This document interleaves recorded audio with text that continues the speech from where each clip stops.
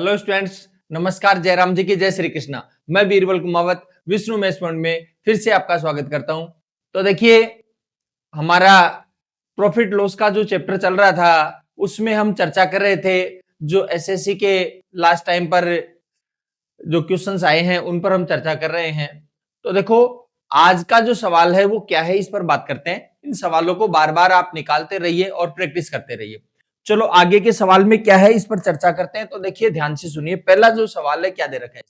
10 refrigerator और 4 mobile का कुल क्रय मूल्य 2,10,000 रुपए, जबकि रेफ्रिजरेटर और 2 मोबाइल का कुल क्रय मूल्य 1,22,000 रुपए।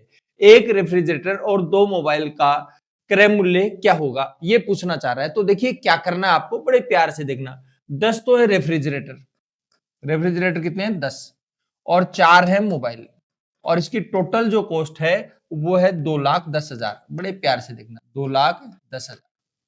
अच्छा, फिर देखिए क्या कहना चाह रहे हैं। जबकि 6 रेफ्रिजरेटर और 2 मोबाइल का कुल क्रय मूल्य है 1,22,000। 6 रेफ्रिजरेटर और 2 मोबाइल, इसकी जो कॉस्ट है वो कितनी दे रखी है? 1,22,000। 1,22,000, ठीक है। अच्छा, अब देखिए, ध्यान से देखना। अब ये कहना चाह रहा है एक रेफ्रिजरेटर और 2 मोबाइल का कुल क्रय मूल्य कितना होगा। तो बड़े प्यार से देखना, यहीं निपटा देना मामले को। देखो, यहां भी 4 मोबाइल है, यहां 2 मोबाइल है। इसको 2 करे, इसका आधा करना पड़े। इसको आधा करे तो इसको भी आधा कर देते हैं, इसको भी आधा कर देते हैं। देखो, इसको आधा करेंगे तो 5 रेफ्रिजरेटर हो गए, इसको आधा करेंगे 2 मोबाइल हो गए, इसको आधा करेंगे 2 लाख का आधा 1,10,000 का आधा 5,000, ये आ जाएगा 1,05,000। बड़े प्यार से देखो भाई साहब, 5 रेफ्रिजरेटर और 2 मोबाइल का मूल्य है 1,05,000 रुपए, और 6 रेफ्रिजरेटर और 2 मोबाइल का मूल्य 1,22,000 रुपए। अब आपको मैं पूछना चाह रहा हूं, ये कितने रुपए ज्यादा ले गया भाई साहब? 17,000 रुपए ज्यादा ले गए। कितने ज्यादा ले गए? 17,000 रुपए। ये 17,000 किस चीज के? इसमें भी 2 मोबाइल, इसमें 2 मोबाइल, इसकी वजह से नहीं है। इसमें 5 रेफ्रिजरेटर, इसमें 6 रेफ्रिजरेटर, एक रेफ्रिजरेटर ज्यादा हो गया। इसका मतलब है एक रेफ्रिजरेटर जो है वो कितने रुपए का है? 17,000 रुपए का है। तो ये कह रहा है एक रेफ्रिजरेटर और 2 मोबाइल कितने के? तो ऐसा एक रेफ्रिजरेटर है 17,000 रुपए, ठीक है। अच्छा, अब बात है 2 मोबाइल। देखो, एक बात ध्यान देना, 5 रेफ्रिजरेटर और 2 मोबाइल का मूल्य कितना है? 1,05,000 रुपए। तो एक रेफ्रिजरेटर 17,000 का है, एक रेफ्रिजरेटर 17,000 का है, तो 5 रेफ्रिजरेटर 85,000 के हो जाएंगे। कितने का हो जाएगा? 85,000। ये टोटल 1,05,000। 1,05,000 में 85,000, ये तो कितने बचेंगे? 20,000। 1,05,000 में 85,000 घटा लीजिएगा, कितना बचेगा? 20,000। इसका मतलब 20,000 के ये 2 मोबाइल। 20,000 के कितने मोबाइल है? 2 मोबाइल का ही पूछा इसने। तो 2 मोबाइल कितने के हो गए? 20,000 के। तो 20,000 ये हो गया, और 17,000 ये कितना हो जाएगा? 37,000।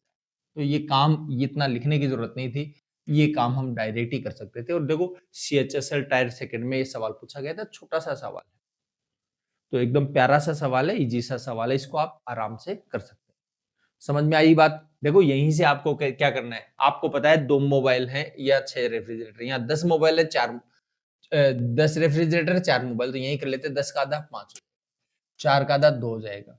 तो 2,10,000 का 1,05,000 हो जाएगा। ये लो 1,05,000 है। अब आप यहाँ 5 रेफ्रिजरेटर है, यहाँ 6 है, एक बढ़ गया। जबकि यहाँ दो मोबाइल, यहाँ भी 2 मोबाइल, इसका ये तो सेम हो गया। एक रेफ्रिजरेटर बढ़ा, जबकि रुपए कितने बढ़ गए? 1,05,000 है, 1,22,000, 17,000 बढ़ गया। इसका यही पता लग गया कि एक रेफ्रिजरेटर 17,000, ठीक है। एक रेफ्रिजरेटर 17,000 का, तो 5 रेफ्रिजरेटर 85,000 का हो जाएगा। जबकि ये बोला 1,05,000, 1,05,000 में 85,000 जाएंगे, 20,000 बचेंगे, 20,000 की 2 मोबाइल हो गई। सिंपल सी बात हो गई, ठीक है। अच्छा, चलो ये कैलकुलेशन हम लोगों ने कर ली है। अब थोड़ा सा आगे बढ़ते हैं, ध्यान से देखना, प्यार से देखना। एक बार आगे के सवालों में क्या बोल रहा है। अगला जो सवाल है वो बोलना चाह रहा है, मुकेश 2 शर्ट बेचता है। पहली शर्ट का क्रय मूल्य दूसरी शर्ट के विक्रय मूल्य के बराबर है। देखो, पहली शर्ट का जो क्रय मूल्य है दूसरी शर्ट के विक्रय मूल्य के बराबर। भाई साहब, क्रय मूल्य मैं इस साइड लिखूंगा, विक्रय मूल्य ये पहली शर्ट हो गई और ये दूसरी शर्ट हो गई। अब थोड़ा सा ध्यान देना, कहना है पहली शर्ट का क्रय मूल्य दूसरी शर्ट के विक्रय मूल्य के बराबर है। पहली शर्ट को 20% लाभ पर बेचा। देखो, पहली शर्ट 100 रुपए की खरीदी, 20% लाभ पर, यानी 100 रुपए पर 20 रुपए ज्यादा ले लिए, 120 हो गया। समझ गए बात को? और पहली का जो क्रय मूल्य है दूसरे के विक्रय मूल्य के बराबर है, तो दूसरे का विक्रय मूल्य आ जाएगा। अच्छा, क्या बोलना चाह रहा है ये भी सुनो। ये कहना चाह रहा है दूसरी जो शर्ट है वो 20% लॉस से बेची। कितने में बेची? 20% लॉस। 20% का मतलब होता है भाई साहब 1/5, यानी 5 रुपए पर 1 रुपए का लॉस हो गया। 5 पर 1 का लॉस है, इसका मतलब 5 वाली वस्तु 4 में बेची। 5 वाली वस्तु कितने में बेची? 4 में। अच्छा, ये बेच रहा है 100 में। ध्यान से देखना, ये कितने में बेच रहा है? 100 रुपए में बेच रहा है, जबकि ये बोल रहा है 4 में बेच रहा है। 4 का 100 कैसे बनाएंगे? 4 का 100 बनाने के लिए 25 गुणा करेंगे। इसको 25 से गुणा करो, इसको 25 से। इसका मतलब अगर ये 100 है तो 125 आएगा, तो इसका मतलब ये आ जाएगा भाई साहब 125। बात समझ में आ गई? अब जो प्रश्न पूछ रहा है वो क्या बोलना चाह रहा है? ये कह रहा है पहली शर्ट का विक्रय मूल्य, पहली शर्ट का विक्रय मूल्य दूसरी शर्ट के क्रय मूल्य का अनुपात क्या है? तो पहली शर्ट का विक्रय मूल्य कितना है? 120, और दूसरी शर्ट का क्रय मूल्य, दूसरी शर्ट का क्रय मूल्य कितना है? 125। ये लो भाई साहब, अब अगर कोई कटता है तो काट लीजिए। 5 से कट रहा है तो आ जाएगा, 5 से काटेंगे तो 24 पंजे 120, 5 से काटेंगे 25 आ जाएगा, तो ये आ जाएगा 24:25 आ जाएगा। ये कैलकुलेशन नॉर्मल सी कैलकुलेशन हो गई, जिसको आप कैलकुलेट कर सकते हैं। समझ में आ गई होगी बात? बताओ कोई परेशानी वाली बात है तो। चलो, तो नॉर्मल सा सवाल था, नॉर्मल सा हमने आंसर बता दिया इसका। अब चलो आगे बढ़ते हैं, आगे के सवालों में क्या क्या हो सकता है, कैसे कैसे हम कर सकते हैं, इसके बारे में बात करते हैं। देखिए ध्यान से सुनिए। ये कह रहा है अक्षय के पास 30 वस्तुएं हैं, क्रय मूल्य सबका समान है, उसने प्रत्येक वस्तु का मूल्य क्रय मूल्य से 30% अधिक अंकित किया। उसने 15 वस्तुओं में प्रत्येक वस्तु प्रत्येक वस्तु में से 15 वस्तुओं को 20% डिस्काउंट पर सेल किया। कितने को? 15 को। और शेष 15 को 10% डिस्काउंट पर सेल किया। तो जिसने कुल लाभ कितना हो गया? 630 रुपए का लाभ हुआ है भाई साहब। कितने का लाभ हो गया? 630 का लाभ हुआ है। अब क्या कहना चाह रहा है, ध्यान से देखना, प्रत्येक वस्तु का क्रय मूल्य क्या है? प्रत्येक वस्तु का क्रय मूल्य क्या है? आपको सिंपल सी बात पूछना चाह रहा है। देखो एक बात ध्यान देना, क्रय मूल्य से कितना लिखा? 30% ज्यादा लिखा है। कितना ज्यादा? 30%, यानी 100 पर 30 ज्यादा। ठीक है। अच्छा, 15 वस्तुओं को 20% और 15 को 10% छूट। देखो दोनों संख्या समान, दोनों संख्या कैसी है? समान। इसमें 15 वस्तु, इसमें 15। अगर एक में मान लो 20 होती, एक में 10 होती, तब तो एक अलग बात थी, लेकिन यहाँ तो दोनों समान है, इसलिए आपको जो डिस्काउंट है दोनों का एवरेज डिस्काउंट डायरेक्ट पता लग जाएगा। इसका 10% या इसका 20%, दोनों को 20 कितना आ जाएगा? 15%, यानी ओवरऑल 15% का डिस्काउंट हो गया। सिंपल सी क्या बात है? 15% का डिस्काउंट हो गया ओवरऑल। समझ गए बात को? और किसी को लगे कि नहीं जी मेरे को तो हिसाब किताब लगाना है, तो आप हिसाब इसको क्या करोगे? 20 को 15 से गुणा कर लो, 15 को 10 से गुणा कर लो, दोनों को जोड़ दो, 30 का भाग दे दो। लेकिन आपको पता है 15 वस्तुओं पर 20% का और 15 पर 10% का। ठीक है, तो दोनों समान है तो 15% जो मध्य आ जाएगा दोनों का, 20 का एवरेज आ जाएगा 15%। तो ओवरऑल हर वस्तु पर 15% का डिस्काउंट हो गया। सिंपल सी बात। ठीक है। अच्छा, अब क्या कहना चाह रहा है? प्रॉफिट। ये कहना चाह रहा है प्रॉफिट 630 रुपए का हुआ है। प्रॉफिट है कितना का? 630 का। तो देखो ध्यान से देखना, 15% हुआ है, तो देखो 100 रुपए की वस्तु पर 30 रुपए, तो इसने ज्यादा लिख दिया, 130 आ गया। अब 15% प्रत्येक वस्तु का आ गया एवरेज 15%, तो 15% का डिस्काउंट। डिस्काउंट कितने का दिया? 15% का। तो 130 का 15% कितना होता है? 130 का 15 जो परसेंट है, ध्यान से देखना, आराम से देखना, 130 का 10% तो होता है 13, 5% होगा 6.5, तो 19.5 रुपए हो गया। बात समझ में आ गई होगी? कितने का हो जाएगा? 19.5। या किसी को लगता है कि मैं तो निकाल करके दिखाऊं, कैलकुलेशन करके दिखाऊं, कर लो, कोई दिक्कत नहीं है। तो 19.5 रुपए का डिस्काउंट हो गया भाई साहब। देखो ध्यान देना, तो अब बात यह है कितने रुपए बच गए?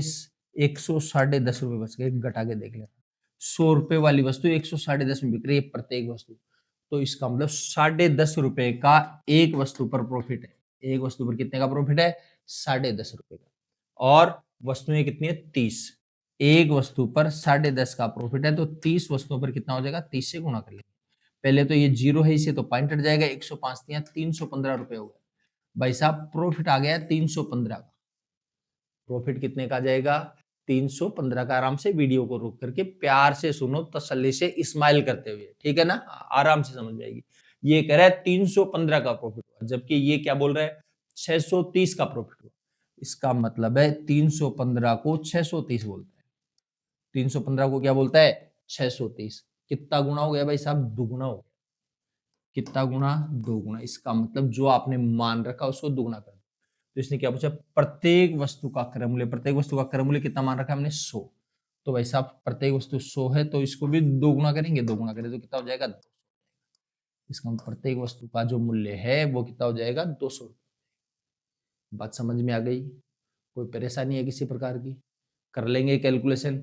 अब आपको अगर लगता है कि मैं तो हर वस्तु का अलग निकालूंगा फिर 15 से गुणा करूंगा, कर लेना। फिर दूसरी वाली का 10% निकालूंगा फिर 15 से गुणा करूंगा, टोटल करूंगा, कैलकुलेशन कर लेंगे, कोई दिक्कत नहीं। उसके उसमें भी आंसर वही आने वाला है। ठीक है। हाँ, तो बिल्कुल हड़बड़ाने की जरूरत नहीं, प्यार से आप इस काम को कर सकते हो। ठीक है जी। अच्छा, चलो आगे बढ़ते हैं, थोड़ा सा और ध्यान से देखिए। अगले सवाल में देखते हैं। अगला सुंदर सा सवाल है। क्या जवाब सुंदर सा देते हैं? एक बेईमान व्यापारी चीनी को 40 रुपए प्रति किलोग्राम की दर से बेच रहा है। बेईमान व्यापारी है, 40 रुपए प्रति किलोग्राम के हिसाब से बेच रहा है। यह दिखावा कर रहा है कि वो 5 रुपए प्रति किलोग्राम के नुकसान में बेच रहा है, लेकिन वह वास्तव में गलत वजन का प्रयोग करके 1 किलो की बजाय 800 ग्राम ही तोल करके देता है। तो कह रहा है वास्तविक लाभ या हानि का परसेंटेज क्या है, ये पूछना चाह रहा है। तो पहले तो भाई साहब इसकी चालाकी सुनिए, तसल्ली से सुनिए। देखो भाई साहब, 40 रुपए प्रति किलोग्राम के हिसाब से बेच रहे हैं। किस हिसाब से बेच रहे हैं? 40 रुपए प्रति किलोग्राम। और कस्टमर को क्या बोलता है? कस्टमर को ये बोलता है भाई साहब मैं नुकसान में बेच रहा हूं। कितने रुपए नुकसान में? 5 रुपए नुकसान में। यानी कहने का मतलब ये है कि भाई साहब का मैंने 45 रुपए प्रति किलोग्राम के हिसाब से खरीदा हुआ है सामान। सामान किस भाव से खरीदा हुआ है? 45 रुपए प्रति किलोग्राम के हिसाब से खरीदा हुआ है। समझ गए बात को? लेकिन मैं 45 रुपए पर किलोग्राम के हिसाब से नहीं बेच रहा हूं, 40 रुपए पर किलोग्राम के हिसाब से बेच रहा हूं। आप एहसान मानो मेरा कि मैं 5 रुपए पर किलोग्राम के हिसाब से लॉस में बेच रहा हूं। क्या बोल रहा है वो? ठीक है। लेकिन उसने इंटरनली कर रखी है बेईमानी। क्या बेईमानी कर रखी है? बेईमानी ये कर रखी है कि भाई साहब 1 किलोग्राम तोलता ही नहीं, वो 800 ग्राम तोलता है। कितना तोलता है? 800 ग्राम। अब ये 800 ग्राम जो सामान था वो कितने का था उसका वो देख लेते हैं। तो देखो ध्यान से सुनिए, 1 किलो सामान मतलब 1000 ग्राम सामान। 1000 ग्राम सामान इसको कितने का मिल रहा था? 45 रुपए का मिला है। ठीक है। अच्छा, तो भाई साहब आपको ये देखना है 800 ग्राम सामान कितने का मिलेगा आपको। ठीक है। अच्छा, तो 800 ग्राम के लिए क्या करेंगे भाई साहब? देखो ध्यान से देखना, मैं 5 से काट देता हूँ, 200 आ जाएगा। 5 से काटेंगे 9 आ जाएगा। 200 ग्राम सामान 9 रुपए का मिलेगा। तो भाई साहब 4 गुना करेंगे तो ये भी 4 गुना, इसका मतलब 36 रुपए का सामान आता है। 800 ग्राम सामान कितने का आता है? 36 रुपए का सामान आता है। तो इससे इसका मतलब है उसको कस्टमर को सामान दिया 36 रुपए। कस्टमर को सामान कितने का दिया? 36 रुपए का सामान दिया।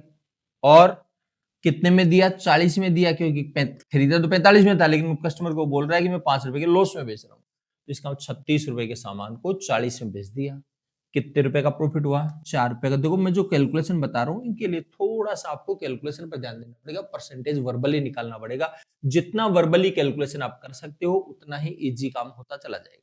ठीक है, थोड़ा सा प्यार से देखना। तो देखो अब आपको क्या करना है।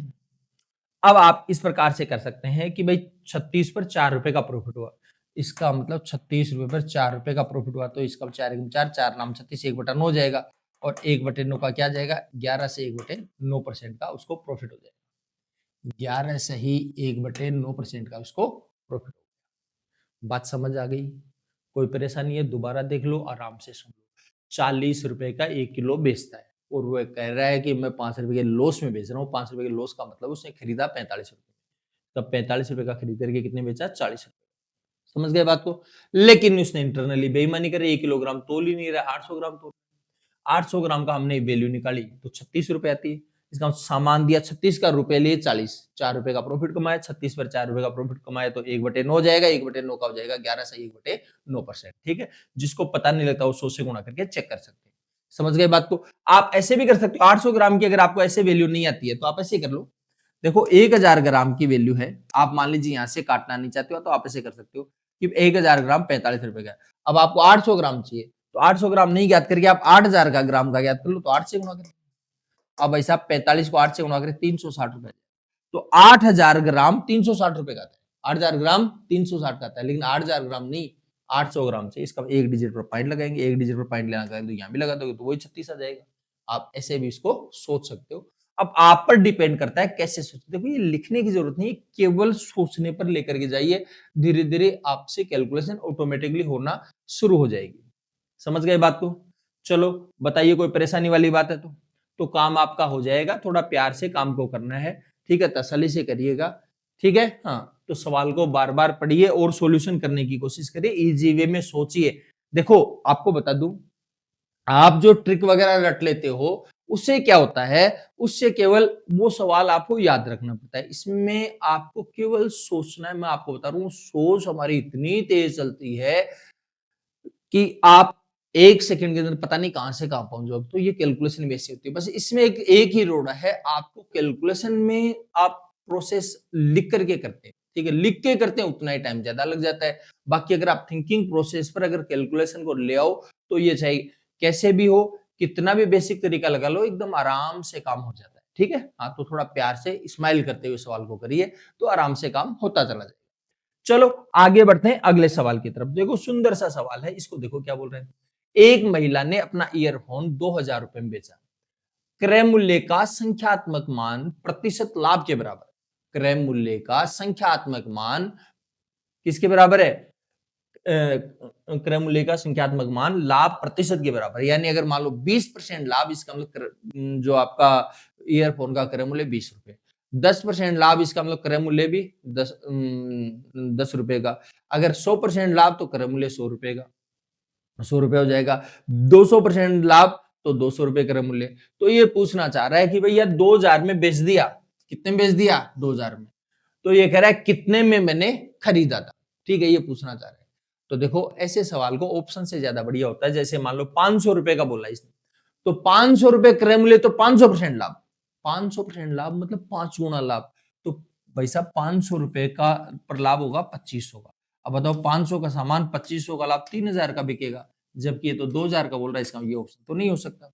अगर आप 600 लो तो 600 का 600% मतलब 600 का, जो किसी भी संख्या का 100% खुद होता है, तो 600% करने के 6 गुना करेंगे तो 3600 रुपए का प्रॉफिट होगा। तो 4200 रुपए का लिखना नहीं है, केवल सोचने के हिसाब से बता रहा हूं, इसका ये भी नहीं हो सकता।